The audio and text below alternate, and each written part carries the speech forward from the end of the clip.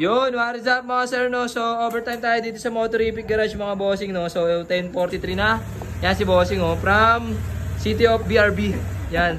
Tapos, na-install tayo ng TDD na dala ni bossing. So, pina-install niya lang dito sa atin sa Motorific Garage. Tapos, yung fender niya, tinanggal muna namin.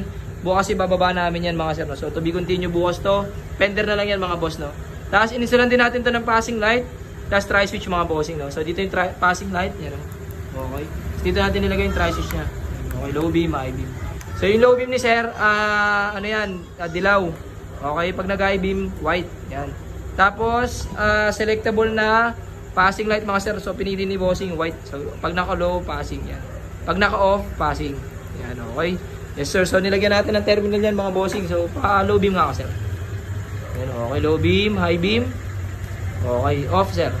Yan. Yung function ng passing light para maikiraan, passing light sir. Yun, pag naka-low, passing light yun, yes sir. So thank you so much kay bossing na model natin. So wala na dito si Master Ken mga bossing, no. So nagsulo na si Master Ken. Kung gusto nyo i-PM si Master Ken na magpapa-install kayo, dito kayo sa kabila yan, no. Sa kabila dyan, dyan siya. So sa lahat ng gusto magpa-install, PM nyo na po si Motorific Garage. Yes sir.